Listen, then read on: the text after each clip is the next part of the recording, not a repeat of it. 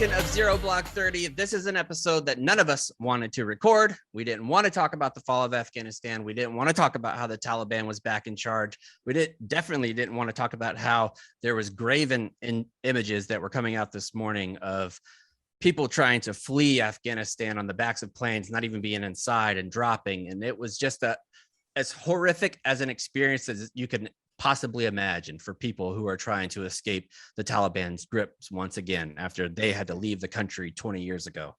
Now, September 11th, 2001 obviously kicked off a whole new chapter of America because of the things that we went through.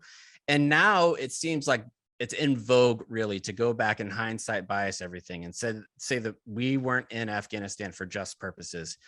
I'm not a believer in that at all. I look back at what happened on September 11th, knowing full well that al-Qaeda was responsible, the Taliban was in charge of Afghanistan, and the Taliban let al-Qaeda basically run around Afghanistan with impunity. They had all different types of camps, they set up communication, they did all types of things from Afghanistan and really the Pakistan border as well. So Afghanistan, we had to go there. We had to disrupt that terror network, and that's what we did. We went in there in October of 2011, or 2001. God damn, seems like that's crazy. 2001, 20 years ago, and we disrupted it and we ended them fast and in a hurry. Like they were scattering whenever we came in at the beginning, and then things changed, right, Kate?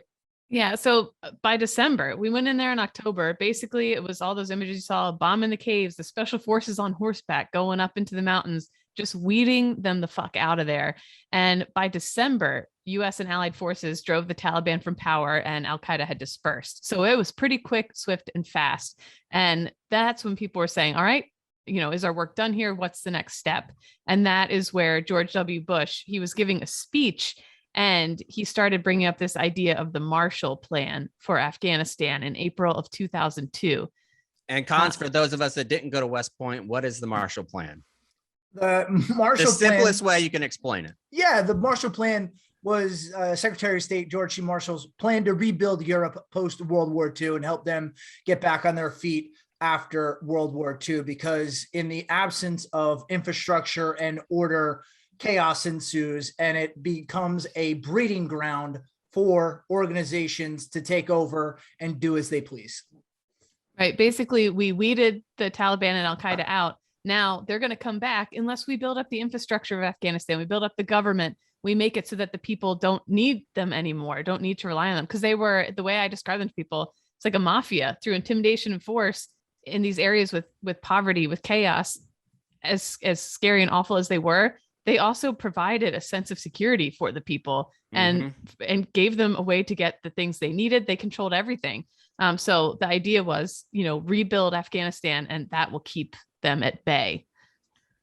Yeah. And it was, I want to say how much the Marshall Plan was in 1947, because I think it's an important point, because there were so many analysts at the time that thought when George Bush switched the operation from a counterterrorism to a coin operation or to a nation building plan, that the amount of money that America was willing to put in just wasn't ever going to get it done. We weren't ever going to see that actually take place. And I want to give an example of what happened here, because when you're talking about 1947 and you have $13 billion, the equivalent to that now, if we were going to give that now, is it's $150 billion would be what it would cost today if we were going to do that. When we went into Afghanistan, we promised that we would send 300 million.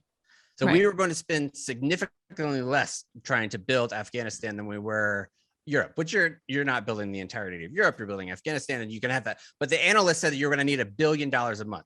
Imagine being the president of the United States going in front of the American people when you have the stock market's not doing great. Analysts are already saying that there might be a depression on the rise and you could have a huge recession that's coming. And then you're saying, look, we're going to give $1 billion a month to this country that you don't give a fuck about. And not only do you not care about, but this country that harbored the terrorists that only, less than a year ago came in and did a horrific act against our country. So it'd be a very, very difficult sell. So that was when really things started to change. And I honestly believe if President Bush looked at it, but they didn't get bin Laden at that point either. Bin Laden was still on the run. We didn't have him. And that's the reason why, because it would have been impossible for President Bush to stare down Osama bin Laden essentially through the cameras and say, we're coming to get you and you're going to fucking die. And then being like, well, we disrupted the terror network, so now we can leave. You don't leave Afghanistan without Osama bin Laden. So I understand that it's difficult as well. But if we would have gotten Osama bin Laden, which is a big if we would have gotten then, and you leave in December of 2002, everything is completely different. Like I think the world is a different place if that's what happened. But we didn't find him. We didn't know where he was until damn near 10 years later. But we'll continue going through our little timeline. That was December of 2002. We had all that stuff going on with the new Marshall Plan. And then we really have to go next to March 20th of 2003. And that's when we invaded Iraq. And we also diverted all types of resources that were going to Afghanistan. Now we essentially split the Marine Corps in two of where you were going to go. The Army was split as well. You had different folks. And I'll never understand why they didn't give Afghanistan to the Army or Afghanistan to the Marine Corps. And then you have Iraq as the Army or Iraq as the Marine Corps. Why the fuck we didn't do that is beyond me. I'll never understand that. Yeah, I'm sure there was some reason for it, but it stands to reason that each force by itself could have handled each respective country if you just kept them together. I actually never really gave thought to that, Chaps. That's an interesting point. I don't know why we didn't do that. Because like the terms and talking to each other all gets convoluted and messed up because the doctrine is different and all that shit. But that's neither here nor there. And then in 2003, the military's perspective for those that were fighting in the military changed. I remember talking to folks in Okinawa, talking to some of my leaders where they were like, oh, Afghanistan, that's a bullshit deployment. You don't want to go on that. You want to go to Iraq. That's where everything's hot because Ramadi and Fallujah and all that stuff. And people wanted to get in the action. Those folks, they wanted their combat action ribbon. You joined during post 9/11 because you wanted to fight. It wasn't because you wanted to go chill in a barracks. If you joined post 9/11, especially in those first 4 or 5 years, you wanted to fight. It was something that you and everybody's mom was like, are you fucking insane? There's not a draft and you're going into the Army, the Air Force, the Navy, the Marine Corps. You're doing all these things. And really, Iraq was the focus for a long time until President Obama took over for President Bush. And then it's February 17th of 2009, President Obama refocused our efforts on Afghanistan. Right, Catherine? It was kind of like Afghanistan was the souffle in the oven, but the leadership was getting the living room ready, and then they turned Iraq around. Had more of a Babadook kind of vibe. It had more of a Bob, but then they turned around and the souffle was on fire, and they're like, "Oh shit, that was 2009. Oh shit, the souffle is on fire. We better get back over there and put that out." Yeah. So Obama recommitted U.S. forces to Afghanistan to combat a resurgent Taliban, and resurgent too is an interesting term. I don't think they ever really went away. I keep comparing them to cockroaches. They were there the whole time. Sure, some fled the border, whatever. And I want to draw attention to something. If Kate is saying you're a cockroach, if Kate is going after you, because she is very notorious, like where she'll try to find the bright spot in anybody, like where she doesn't really believe too much in the evil of humanity. If she's calling you a cockroach, you're bad news. Yeah. I mean, just when I was there, they killed kids. Like I firsthand, they killed children. And I mean, that was, yes, they're horrible, evil people with no whatever. But yeah, so they were there the whole time, kind of lurking and biding their time. And they started to around 2009. They call it like the summertime, the winter, they kind of go away. And then each summer it was getting worse and worse and worse. The firefights, as soon as the spring thaw came, the Marines knew to brace themselves because there was going to be big battles coming. It was pretty quiet during the winter. President Biden alluded to it today that he wasn't going to take office and have this go down. And it was in the middle of the fighting season. It wasn't something that he was willing to do because he saw that for 8 years as vice president. Yeah. Fighting season getting pretty bad by 2009. And Obama announced a new strategy for Afghanistan, connecting the return of the group in parts of the country to the Pakistani Taliban. And he called for greater cooperation from Pakistan. Then December of 2009, 30,000 additional troops to be sent to Afghanistan on top of the already 68,000 already in a country. And that was known as the surge. You know, it's bad. 30,000 additional troops almost 10 years into it. That's a sign that not great. by May of 2011, Obama announced that the US military and CIA agents successfully killed Osama bin Laden. And really, even if we're looking at it now, I think we had those moments in Iraq where it was like, we're going to send enough troops to absolutely win this thing, or we're going to get the fuck out of it. Even though ultimately we didn't, and Iraq fell back, and Fallujah fell, and Ramadi fell, and Baghdad fell again. Like, we have all those different things. You really never had that. And you had certain analysts that said, in order to really win Afghanistan, we're going to need 250,000 troops.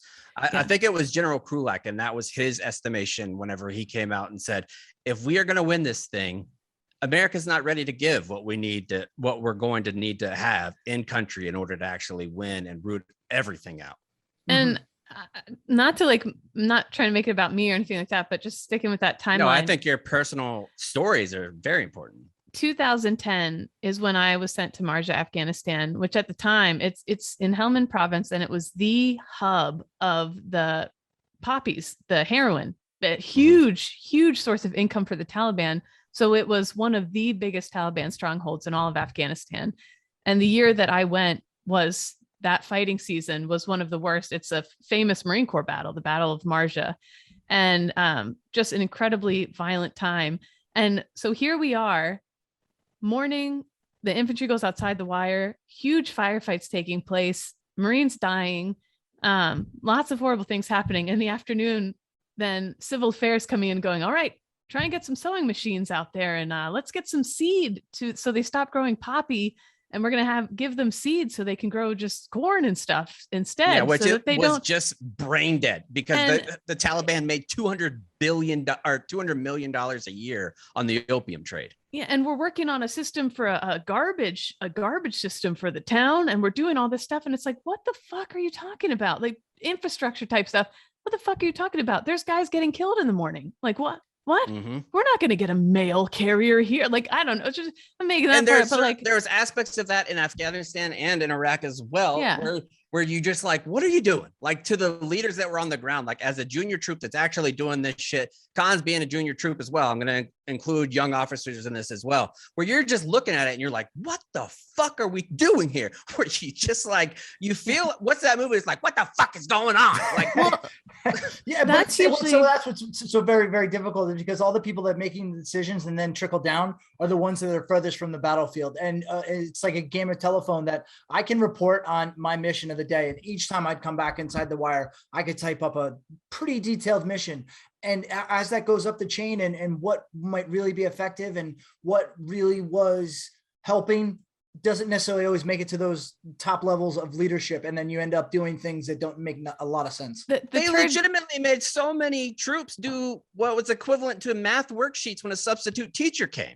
Like, instead of actually trying to, like, why in the fuck are we putting up security to watch them dig culverts and put in ditches that, within less than 2 weeks, there's going to be an IED that blows this bitch up? Why?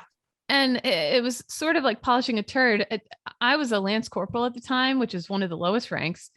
We would gather all the Lance Corporals, still infantry, make whatever, PFCs and privates stand at parade rest, though. Absolutely. But, sitting in the smoke pit at night and saying to each other, wow. And this was 10 years ago.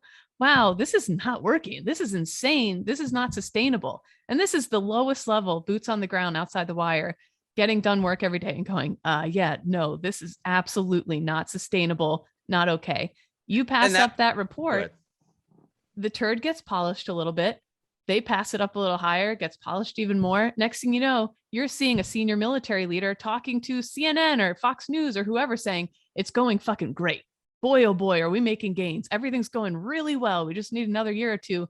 And you're sitting there thinking, what the fuck? That's not what I've been seeing in one of the worst areas. Yeah. And another part of it too, besides the infrastructure not working and the violence and all that other stuff, was just, I get so upset about it. I get lost in it. But yeah, just that we knew, we could see it then, and we were screaming it. We were giving really honest reports and nobody was listening to us. Was a very frustrating thing to me. And I think that this is I think what Kate is describing is one of the biggest changes that needs to take place in the military. And I don't know how you do it. I don't know how you go from like the award system is based on the amount of money that you spend, the amount of infrastructure that you build, instead of giving an honest assessment about what's going on. And that shit is infuriating to anyone on the ground when you hear people talking and you're like, no, that is not what's happening. It's not what's happening at all. So I wonder now, because we have so many of these reports of like, oh, do you want to put the blame on the military brass or the civilian? It's really hard to say, because none of us were ever privy to those conversations about what happened at higher echelons.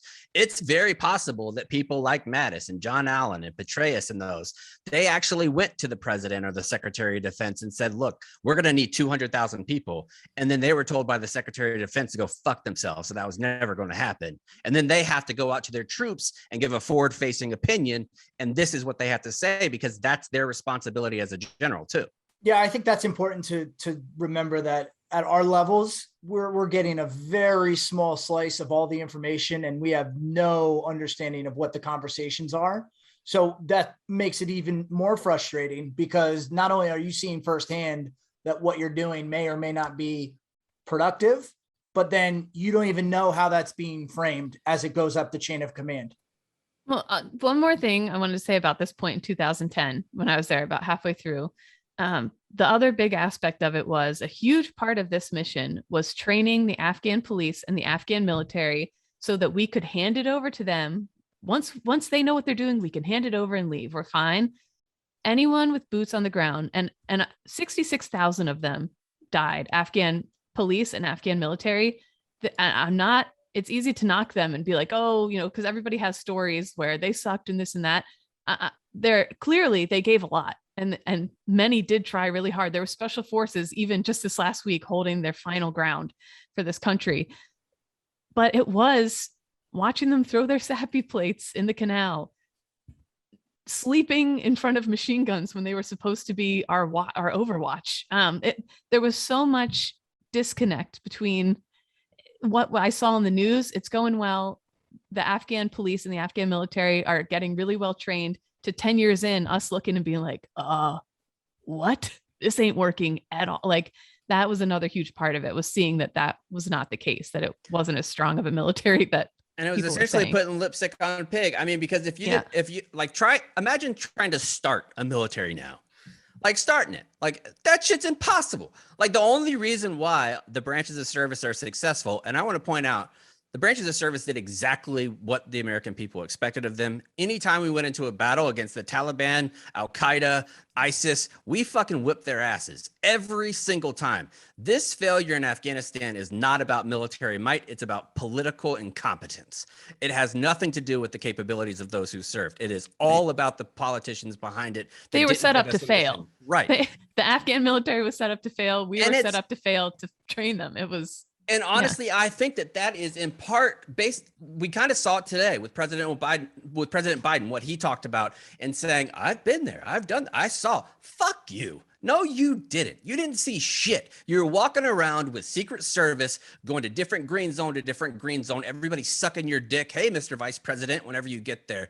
This bullshit from politicians across the board has got to stop. Lindsey Graham does it all the time. Ted Cruz is doing now on the border, where they have fucking flight jackets and vests and all kinds of armor, and they're going where nobody is, and they're saying that they're in the depths of danger. Fuck you. That, to me, that is incredibly insulting to everybody who actually did serve. Just because you were going over there and did a little photo op with your staff doesn't mean that you actually experienced what the war in Afghanistan or the war in Iraq was actually like. So we take that point in 2011 now, when the troops start to draw down, and then we go on to where in 2011, you also had the world leaders getting together and figuring out what it would mean to have Afghanistan in the future, how we have a roadmap for their success.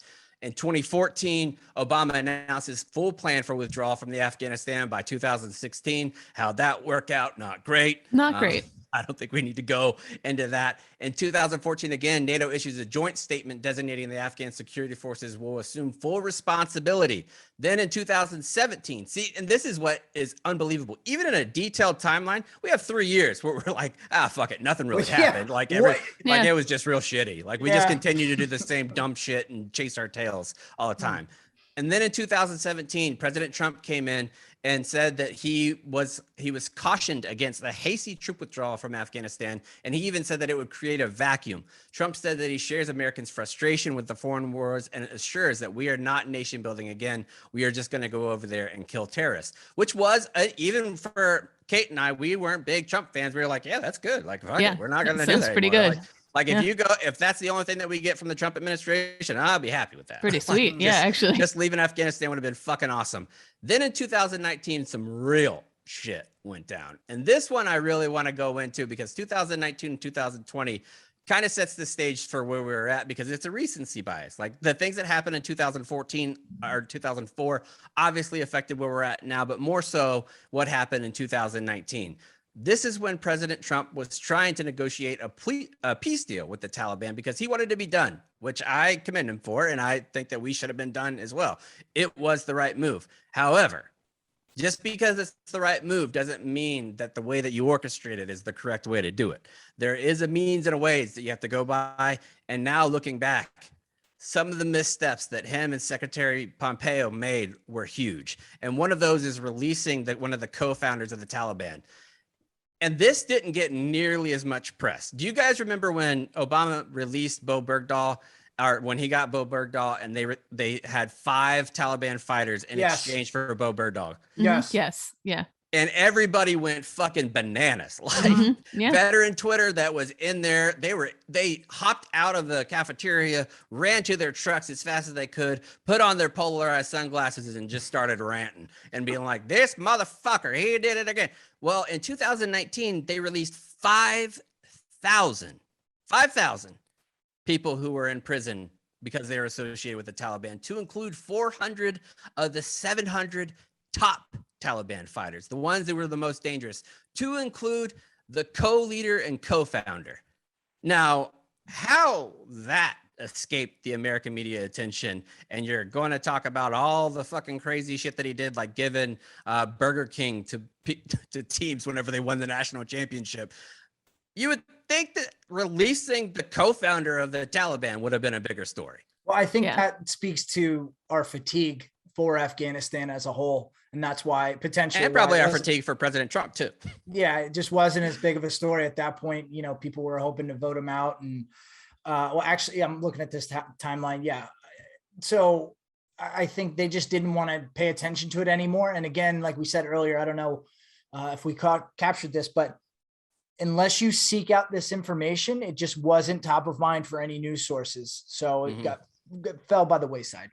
And I think it's too important to remember what's happening with this peace accord, because trying to strike a peace accord, there's obviously nothing's wrong with a peace treaty. Like, why the fuck would you ever say there's something wrong with a peace treaty?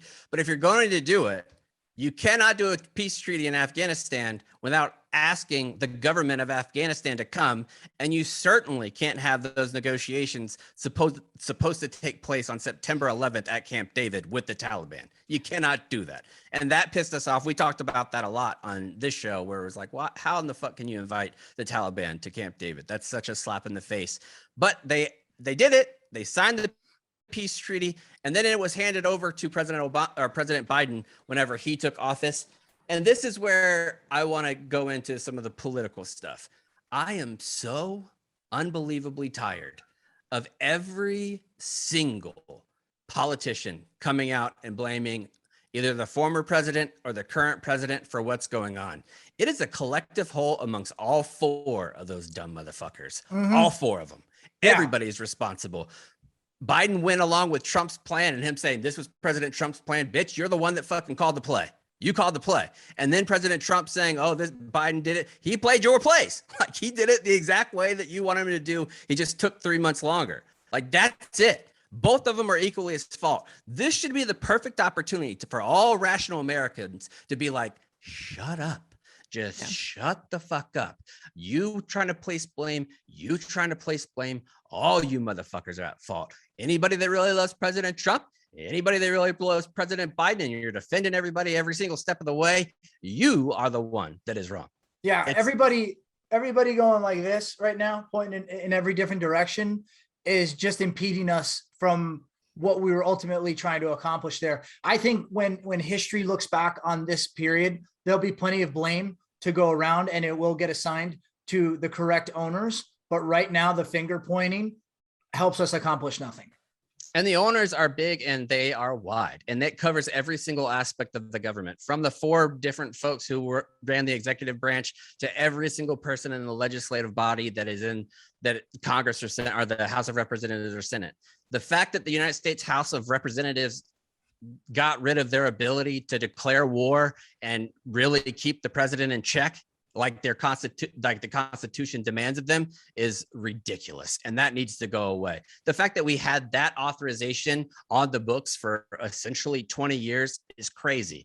The executive branch is so much more powerful than it was ever intended to be. The Congress needs to take that power back. Yeah, the checks and balances really have dissipated to an extent, and I guess the president gets around it because technically, if you look at by the books and the law of war, we have not been at war technically since World War II, because but those technicalities are just like jerk off and splooge my. I'm with you. Like, I'm with you. No, I'm with you there. But that's, I think, where the president needs to step up and understand that they cannot just run roughshod and do whatever they please. Checks and balances are in place for a reason. Yeah, you can't say that we're not having a declared war, and then you're like, well, what's our war budget? Yeah, right. I also want to say about this peace deal with the Taliban back in 2020. To me, that was the moment when clearly that was the moment that I don't know why anyone's surprised. I don't know why I was surprised and why I'm so affected by it. That was basically saying, when we are gone, you win, you take over. Mm-hmm. I don't know why anyone's surprised the president's that was the moment we signed a peace deal with the Taliban.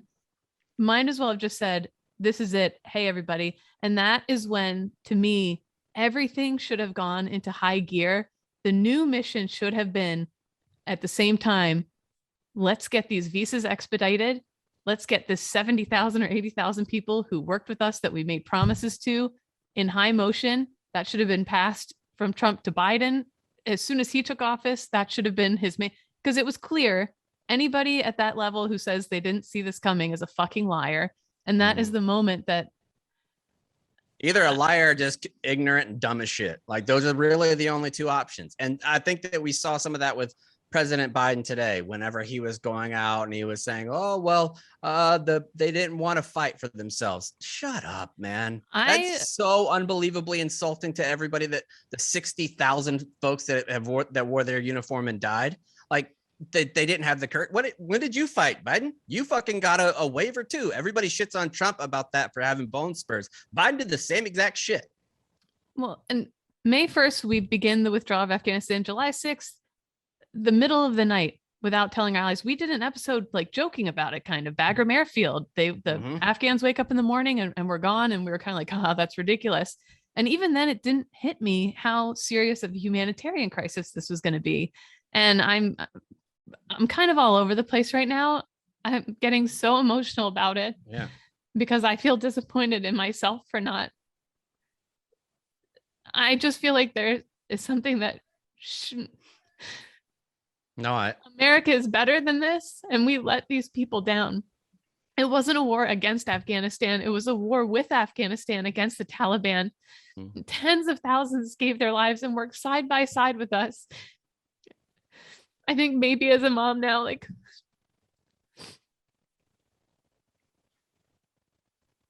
seeing all these reports coming in, you can scroll through Twitter and you see the interpreters themselves on Twitter. Somebody help me. I'm with my 11-month-old daughter. Somebody help me. I see troops on Facebook who served in Afghanistan spending their own money, desperate to get their interpreters and their families out of there in any way they can. He's get down to the gate. My interpreter, his wife, and 3 kids, including like a 2-month-old, are at gate C5. Please, somebody, is anybody in 1-8 or whatever battalion? Please go let them in. I'm begging you. Update. They didn't get in. I haven't heard from them. It's radio silence. Like, the things that I'm seeing, oh my God, I think it's just such a slap in the face to the moral injury that I already feel for how we've gone about this entire war. If there was one thing we could have done right at the very end, it would have been to keep our promise to the people who put it on the line to help us. We went in there to protect our interests, really, and they helped us out in that. Like I'm rambling. Sorry. It's just No, so It's okay. I think your emotion is great. And I think that you're absolutely spot on. And we in the military community, especially people that are in the high level civilian side of it, they always talk about what is dangerous for national security. In my opinion, in my estimation, what we did to the interpreters is the biggest national security risk that we've ever taken as a country, like post-war, because we've done it twice. We did it in Vietnam and we're doing it again in Afghanistan. And we also did it in Iraq, where we're letting people who signed up to fight beside us swing in the wind. If you are our next foe and you're a person that lives in the country of our next foe, why in the world would you sign up to help us? Why? If you were public relations, if you were public relations for the Taliban, which they have, pretty well organized, the images and on Twitter, the images of Afghan civilians falling off that plane, you got it made right there. You just gained 1 million fucking new Taliban in that country. You just gained whoever was on the fence, you gained them, whoever was.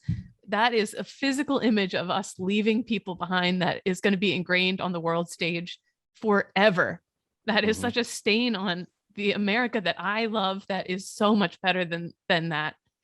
I'm just, and it's the perfect picture for really the entire perspective. It puts the entire perspective of these wars on the forefront, because you see a plane flown by somebody who was receiving orders from the Secretary of Defense and from the president of getting the fuck out and not caring what happens behind it. Where you see on the tarmac, you have these planes, these big C-17s, the C-5s, the C-130s still rolling down the strip and possibly running over people, but still the machine still keeps moving. And we're seeing that over and over and over again. And it's just absolutely heartbreaking. And one of the biggest questions that we've had in the timeline essentially is where we're at now, where over the past few months, you're having advancements that are taking place by the Taliban, and then they stopped outside Kabul, and that's where they are now. And now they're seated at the head of Afghanistan once again. And it is one of the main questions that we get, because I've been very vocal on Twitter about disagreeing with the way that this happened, with what happened with President Biden. One of the biggest questions that we get is, well, how would you have done differently? And my response to that is, I don't fucking know. I was a staff sergeant in Marines. I was never put in that position. I don't know anything about that level of operations at all. However, I do know that I have a moral compass, and this isn't something that I would have done this way. And if we would have gone out and we would have taken all the different interpreters, all the different people that helped us along the way, and all the people that needed to get out, and we got out, and then we said, yes, Afghanistan is going to fall to the Taliban, but we did everything that we possibly could to help everybody that helped us along the way, and we made a huge mistake. But instead, President Biden comes out today and places the blame at the feet of the folks of Afghanistan, who didn't ask for this. They didn't ask to be born in a country that was under Taliban's rule. They didn't ask for that. They didn't ask for decades of war. And now we're placing it at their feet whenever we caused this turmoil. Sure, you could say that Osama bin Laden was the root cause of everything, but we had the ability in 2002, as we outlined at the beginning of the show, to stop the counterterrorism and not go into coin operations. Yeah, it's just disappointing to see that there wasn't more of an effort made to evacuate all of these people prior to us leaving. So where we could have pulled everyone out, had a plan to pull all of them out while we were still there, while we could oversee that operation. And then once we get out to your timeline, Chaps, then say, hey, listen, maybe, it's a tough pill to swallow. It's a tough thing to say that we as a country made a mistake, but it is a very rough image to see all of these people essentially fighting for their lives and trying to get out of a country that will toss them aside in the coming months, probably. And I just want to circle back. It would behoove you. I just want to circle back to the Biden speech. Like, to me, it just showed how completely out of touch he is with the military and veteran and every community. He went on for like 10 minutes pointing fingers when all we wanted to hear was, what the fuck are you going to do right now to help these people? There was still no plan. There's still no plan. All I wanted was, first of all, a recap, a fucking plan. And two, accountability, a plan and accountability. I don't care what Trump set you. A plan and accountability. And that's what there should be. And then one other note, at the press conference at the end of that speech, there was a woman journalist from Afghanistan there, and she had the Afghan flag huge on her mask. Did you guys see this? And she starts to ask a question, and she's so upset. She starts to cry. She says, I forget what I was even going to ask you. And then she remembers, where is our president, our Afghan president? The Taliban came in and took off my flag and replaced it with theirs. And this is my response to this. Everyone says, well, there's no sense of nationalism in Afghanistan. In certain ways, there was progress made, especially for women. There was a sense of maybe there could be good things coming out of this. Then she started to ask, what will happen to the women? I lived under the Taliban 20 years ago. We can't go back. Women will lose everything. And she began to sob, essentially. Like, I don't even know what my point is. I'm just fucking. And I think that a lot of just... times, like, there doesn't need to be a point. And I think that there's, like, Kate is demonstrating really what so many folks across the country. I mean, my Twitter DMs this weekend were like, dude, what the fuck do we do? Like, where do we go from here? And the answer really is, we don't know. We got to demand more from the people that we elect across the board. That's first and foremost. Yeah. And having the gumption, because anybody who listens to this show knows that I'm a pretty liberal dude. However, I feel like you can look at things from an overall perspective and have the ability to look outside party, look outside normalcy. That's the reason why on Twitter I said that I think that President Biden should resign, because ultimately what happens here is that he is the commander in chief. If there was a catastrophic battlefield error, without question, the battlefield commander is relieved across the board. Not only him, but also but also whoever is the enlisted personnel that's there, like his chief enlisted advisor is going to be removed too. I think President Biden should resign, because this was such an unbelievable mistake. It is going to haunt us foreign policy for decades, what happened here. And he's the one at the helm. Even if it just shows to the rest of the world, we have accountability. Accountability and mistakes are very important. I'm not a believer as the leader of casting blame whenever it's subordinates. Train your subordinate better and get them to be better. But when you are the overall leader, you better take responsibility. And that 10-minute speech from President Biden could not be further than taking responsibility for the actions that he was overall in charge of. Yeah, and it was so disingenuous. Disingenuous. I mean, and especially, he spent 10 minutes pointing fingers at every which way, and then he ends it by saying, the buck stops with me. Well, if the buck stops with you, why did you just spend 10 minutes pointing fingers? For him to contradict himself on that scale is just, I agree with you. I think that's unacceptable. And a mistake of this magnitude requires a much higher level of responsibility. I don't care how right now from you in that speech, how we got here, but like you said, Kate, tell us what we're going to do. Tell us how we're going to fix it, and tell everyone, hey, this is my mistake, my fault. I don't need to hear all of the other excuses. I don't know if you want to, but we had a huge, and shout out to all the listeners, whether you agree with us or not, or whatever, your interactions, reading your comments sometimes opens new thoughts to me, opens whatever, or at least gives me an idea. Oh, well, I think this way, but this felt like a legit community too. Like having this on social and having that interaction, it felt like this was legitimately what we started this podcast to be, the online version of the VFW, where we were all like having beers Friday and Saturday night. Like, what the fuck is... Yeah. And I read a lot of things where I'm like, I don't necessarily agree with this, but I understand where you're coming from and why you feel this way. So we got a lot of mailbag questions, and we have different input on the Instagram. So I just wanted to go over a couple of those things real quick. So from at KFall06, what percentage of blame does Afghanistan hold in failing to secure their future? And I saw, there's a lot of this, and it's a legitimate question. Well, why is it all falling on us? Afghanistan, we gave them all the tools. We spent so much money. What about them? Like, where's the blame on them? And it's a good question. And this is something that we struggle with as a people, as a culture, as a world. Nuance. Like, so complicated. There's nuance to this. You can't ascribe a certain percentage of what's who's at fault, because every single thing, every aspect that you could point to of the reason why the Afghanistan army messed up, you could point to another reason why that happened. And there's so many, the butterfly effects for both directions is so strong in what's going on here that to boiling it down to one little percentage is such an incredible disservice for what is actually happening on the ground, because it's incredibly complicated. Mhm. Yeah, I don't know. All I would say is that the literacy rate in Afghanistan is staggeringly low. The cities, Kabul and the bigger cities, it's much different. But in most of Afghanistan, which is the boonies sort of, no education, no infrastructure, no. And this was even during the whole time we were there.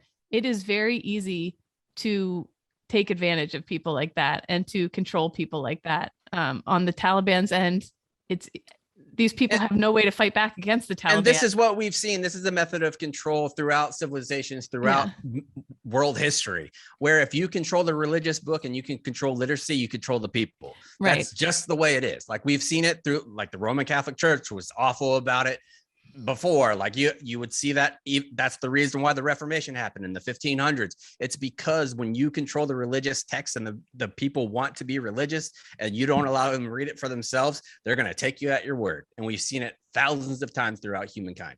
And again, I think it's easy to say, why don't they take accountability for themselves? It's easy to say that, but when people have a gun to their head, it's not as easy to take a stand for yourself. It's scary, but I generally, honestly, sorry, Con, shot fired at the Catholic Church. Sorry about that. Chris Sadowski said, do we always just leave a ton of functional military equipment behind when we roll out of a country?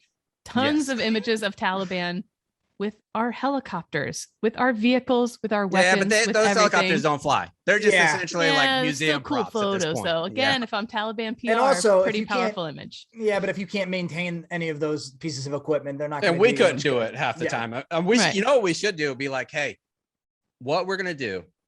You guys leave. We'll give you as many F-35s as you want. Yeah. They don't work anyway. We will sign you up to be VIP members of our newly minted F-35 club. But yes, Chris, we leave everything behind, and the waste is another slap in the face that hurts. The environmental disaster. Except for brass. We got a police call the brass. Police call the brass. But Brunsey1 said, is there any long-lasting positives out of the Afghanistan occupation? If you were in a leadership role, that I won't get into that, it's too complicated, but is there any long-lasting positives out of the Afghanistan occupation? If I was like a pie in the sky, and I know that a lot of people kind of cringe when I do things like this, but I'm going to do it anyway. I think if you are a leader worth your salt, you are having a battalion formation, you're having a company formation, and you're gathering every single troop that is there without the draft. You're saying, look around, look to your left and to your right. These people are people who signed up to defend the country, no matter who was in charge, across multiple presidencies, during a peacetime or wartime, without a draft, because this is what America is about. We are about serving and protecting. You all did that. If people out there are like you, we are going to be fine, and we need to be fine, and we need you to train harder, because eventually our foes now see what happened and they think that we're vulnerable. They might be vulnerable politically, but we will not be vulnerable militarily. We will train, and we will train hard to defeat anything. We are going to be rough men and women ready to march to the sounds of the guns. I would also go so far. I mean, have you guys ever heard the starfish story? SpongeBob? No, the starfish parable. Oh, no. All right. So this man is. I love a good parable. Yeah. This man is walking on the beach, and he sees a young boy, and he's throwing something into the ocean. And he walks up to the boy and he says, "What are you doing?" He says, "Well, the tide's going out and the sun's going down. I'm throwing starfish back into the ocean so that they can live, because otherwise, if I leave them here, they'll die." And the man says to him, "But don't be foolish. There's miles and miles of beach and hundreds and thousands of starfish. How could you possibly think that you're going to have a positive effect?"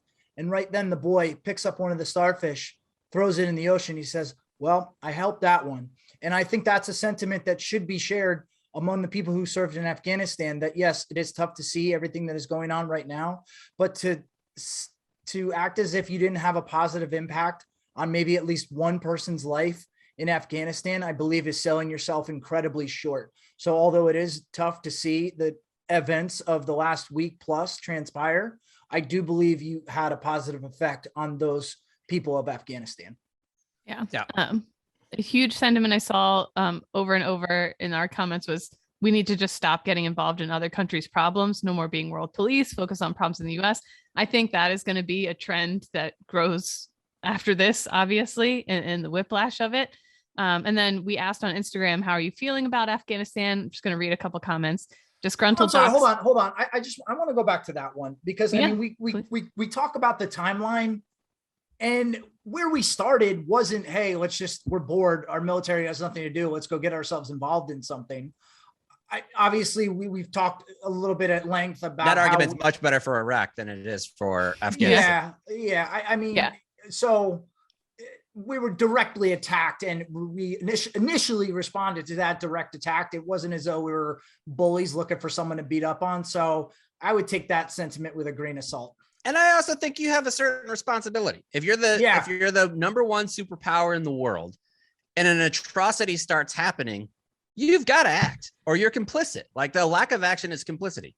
I just think it's a response to what has happened to I think you're going to just see a lot of that. Oh, certainly. I mean, because history repeats itself. That's the reason why Smedley Butler wrote War is a Racket in 1935. That's the reason we developed an isolation policy shortly thereafter World War II, even though it ended in Korea whenever we went and got involved in that. Then when Korea was done, we were going to be isolationists again. And then we went to Vietnam. This has been a constant, ever evolving cycle in the American journey. Yeah. And again, thanks to everybody who commented. We got hundreds and hundreds of comments, and in the DMs and people, we had a little post on the Instagram story where you could just vent. I didn't plan on doing anything with it. Wasn't going to use any of the answers. I just shout it into this hole. I get it. Sometimes that just feels good, man. It really does. Yesterday, I was fucking in my bag on Twitter. I was emotional. I'm calling for the president that I voted for to resign. I still stand behind that, by the way. It's okay to have emotion and have a visceral reaction for something that you care about. Like that, we've adapted somehow that, like, oh no, we need to remove ourselves, to have this cognitive dissonance. I don't think that that's healthy. I think that we have to be really invested here.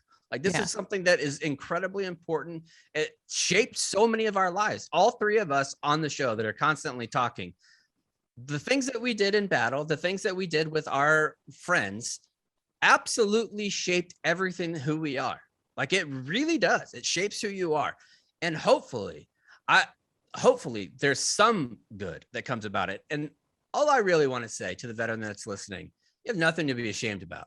Like, nothing to be ashamed about. You did exactly what your country asked you to do. That's all you can do. Nothing to be ashamed about. Yeah. And I don't even know if it's shame is part of it. I think it's just anger, regret, and the heartbreak for a sense of guilt. Not that I'm ashamed that I'm directly responsible, but I do feel, watching what's unfolding, the human rights atrocities that are taking place and about to take place, I feel a sense of guilt that I can't quite explain. Just a sick to my stomach. Like, have not been able to sleep the last couple of days. Like, I just sit there. This is probably something I should talk to my therapist about. Like, I am visualizing what is happening to these people and what's going to happen. I cannot stop scrolling through Twitter and seeing their cries for help. Like, I cannot stop. And I think that what Kate just described there is what we need to demand from leaders across the board, where it's empathy. And I think that's the biggest quality that we do not have anymore in this country. And we don't see it in our politicians nearly enough. We don't see people that care about everyone across the board. And one thing that really points that home is because we have such this, and I don't know when I first noticed it, and I'm definitely not the first one to notice it, but it is really fucked up the way that we approach a lot of things that happen in the world, where we automatically have the adjective or the modifier of American lives, where we value the American life much more than the life of somebody else. And my question to that is why? Why do we view of what's happening in Afghanistan to those people? Why is that any different? That they're a mother, a father, a son, a brother, they're whoever, but because they're from our country that we really had no choice in the matter when how we were born, everything's different. Their life matters less. Well, I don't understand that. One small silver lining that I see, just to lighten it a little, I know at Peter Lucier, PETRLUCIER, if you look at him, he's launched a GoFundMe in support of Keeping Our Promise. Highly recommended charity that works with Afghan allies and their families to get them out of Afghanistan. I know in the DMV area, there is huge movement, people getting, because there are the group that has come over, the 2,000 or so, finding volunteers to pick them up from the airport, Amazon wish lists getting filled immediately, people offering up their homes, anything they can do to help the Afghans that are arriving here. People are going above and beyond. People I saw somewhere on the West Coast, a family was arriving in an airport and a huge group of Americans showed up to say, welcome, you are welcome here. We've got your back no matter what. I know there's also, if you go to kim.house.gov, there are Congress people who are going now, little late, but now, if you're an SIV or P2 visa holder, reach out to us directly. We'll pull all the strings we can. Information for American citizens stuck there, for special immigrant visa holders stuck there.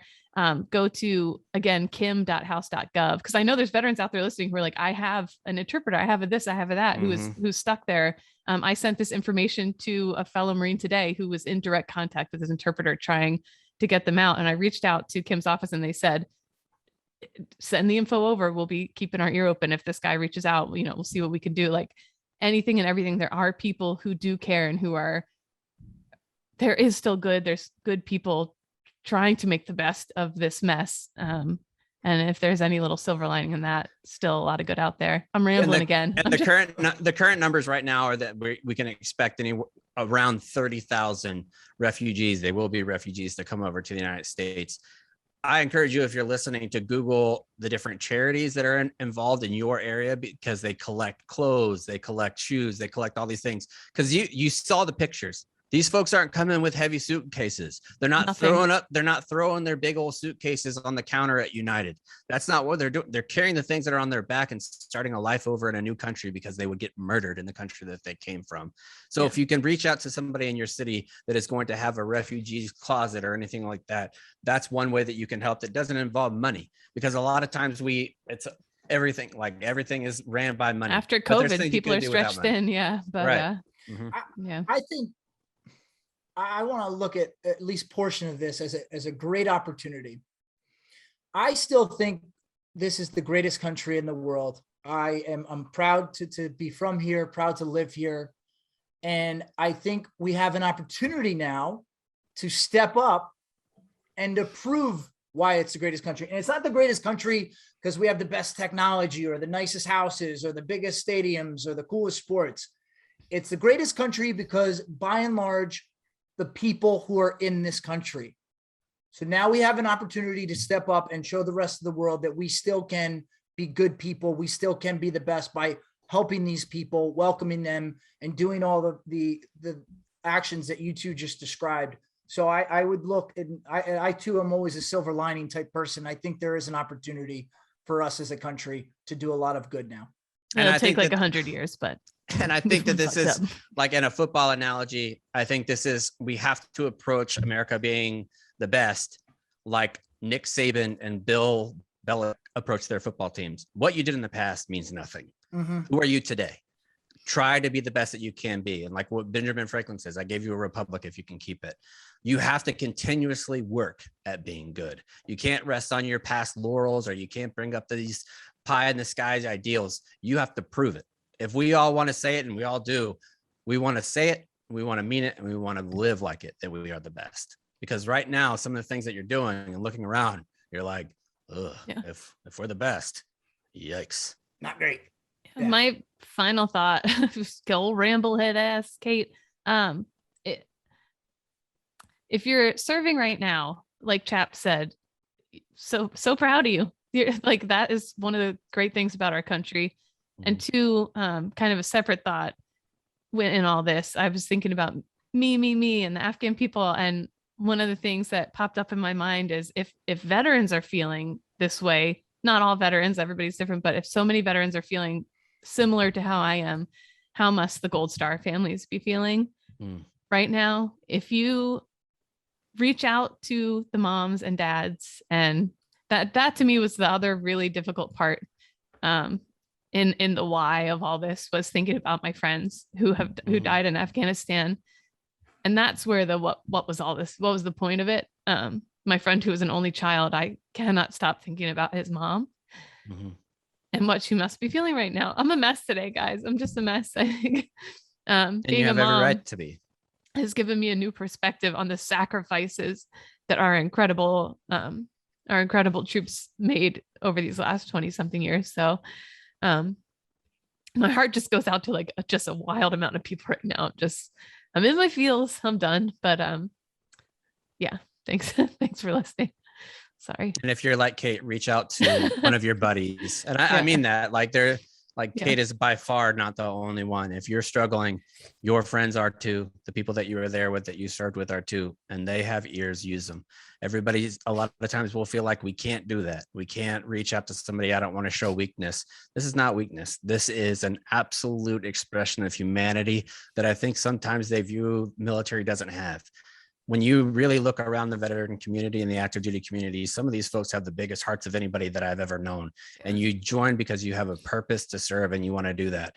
It's okay to reach out. It's okay to say you're hurting, and it's okay to look your government straight in the face and by the oath that we took and say, you are fucking up. Fix it. We'll be back again on Friday to talk more about the news. Sound the retreat.